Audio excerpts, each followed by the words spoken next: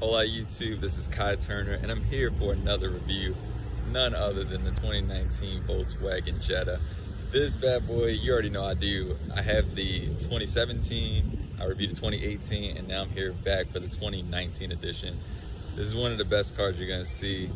Let's get into the style lines. You can see how it's got that like really aggressive kind of Audi-like feel to it.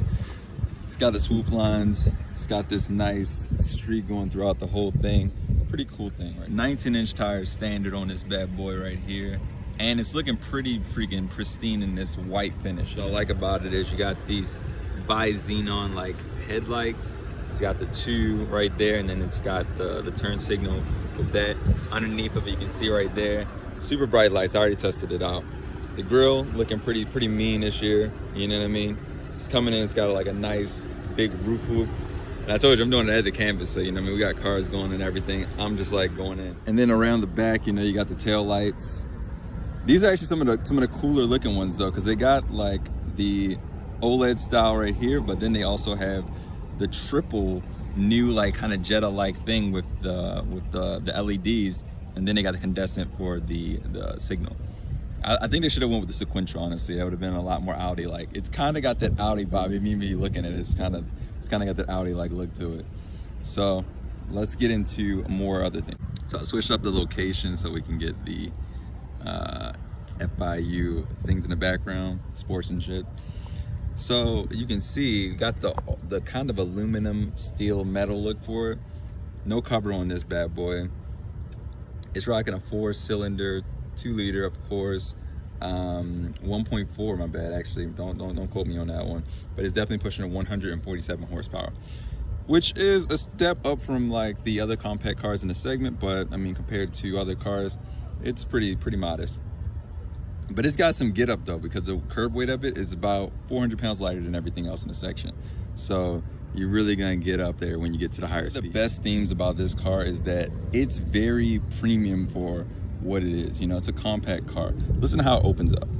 See how that premium sound? Listen how it sounds when you close it. So looking at the switches and the interior, you can see that this is clearly a more I'll see a premium type of feel that they're going for. Even the infotainment screen is centered towards me versus say the passenger. You see how it's kind of like angled toward the driver. It's more driver focused, and that's a cool little feature that we got going in here. So it can rev up. It's got like that beefy sound with the engine, and I like that they have the display thing that they have always had. You can just kind of clearly go through all the modes and see your range, your average fuel economy, things like that, all that from one screen. You got your blind spot monitoring right there. You can check out all of your separate settings for safety features right there now. This is for your obviously your cruise control, volume controls, seek track, voice controls, seek through the menus. Then you got your typical thing right there, and this is the shifter, and look how it has that like cool convex sports car like feel. And it's cool because when you shift up and down, it feels very smooth on the hands, if you know what I'm talking about. All right, now let's get to screens. You got this beautiful 6.4-inch LCD screen, and it's really awesome because you got Apple CarPlay. You've got several other features all in thing. You can see how it actually turned red right now because I'm recording. It has obviously your nice radio functions. You can see all of the stations and things of that nature. You got your different media controls where you can have it all in this if you wanted to have, say, Bluetooth and things like that. And obviously your car functionality is for all of your climate controls and things of that nature. You can actually control it just from the infotainment screen if you wanted to set that up and have it conduce to that. And your settings, obviously you got all of your different modes here. You can control the screen, time, date, things like that. If you have Apple CarPlay or Android Auto, they both work here, and even mirror link. So literally every car thing works for this. It's actually really cool for that. And for that, you can actually make phone calls with the car as well, as long as you're phones connect. Moving on to the gauges, we got the nice AC vents, 2 more on this side and another one on this side. Pretty cool. They got AC, defroster, recirculated air, and then turn it off. 4 simple buttons. They keep everything nice and clean. They want to have that clean type of aesthetic. For that, you got the nice little gauge right here. Unlike most cars, they're just straight up, but just nice turn dial. You got the fan speed right here, and then you obviously got the modes right here. In the newer models and Audi models, they actually have this as digital instead of like physical written things, but it's actually not that bad. Little cubby space where I'm hiding my other phones and things like that. A USB port. This is super crucial. Most cars in general don't have a USB port. Then they also have a car cigarette lighter, so you can actually have up to 3 ports in your car. So for me, this is perfect because I have 3 phones. So it's perfect for me that they have a USB and this is actually tethered to Android Auto or Apple CarPlay. So really nice synergy that they got going on here. Let's get more into the gear lever. Nice menu shift type of thing. You can go down to sport, you can pull it to the right for manual mode, and then you can use this to go up and down. So it's got the menu shift like other cars. Electronic parking brake.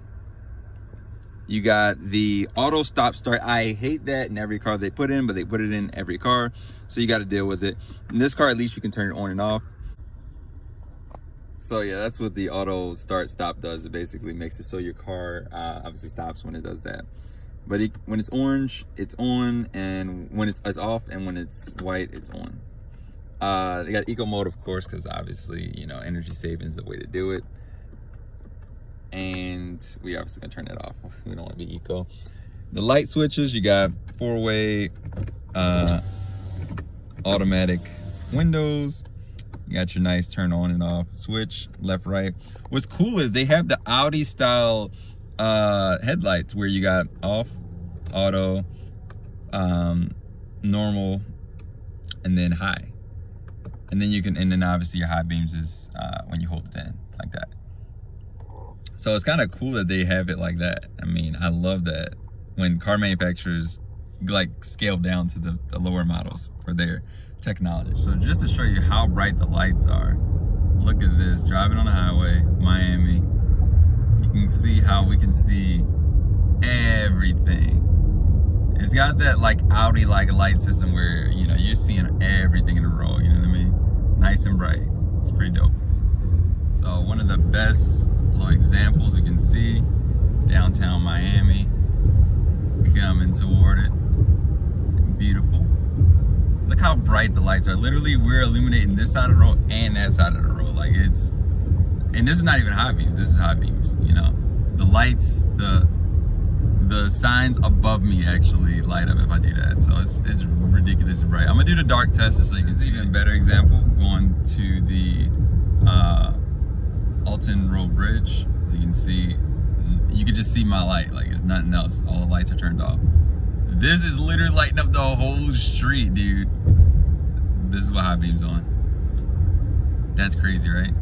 So, yeah, ridiculously bright lights. I think that now that's a new category I'm gonna do. I'm gonna do how bright the lights are for the cars. Since now cars have like, hydrogen bays, LEDs, it's newer technologies, not just the typical chrome. So, yeah, this is gonna be the example. So I want to show you at night how the glow looks.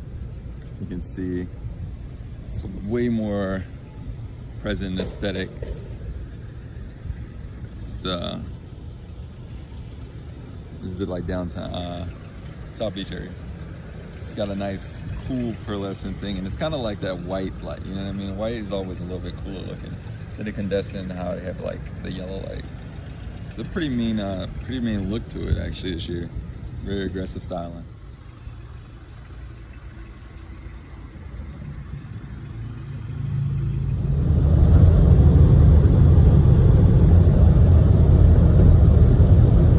Oh, and max speed, baby.